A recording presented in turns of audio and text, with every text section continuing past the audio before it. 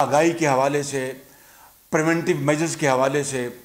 और इसका ये कलीदी किरदार जो है वो it's being appreciated by all and sundry.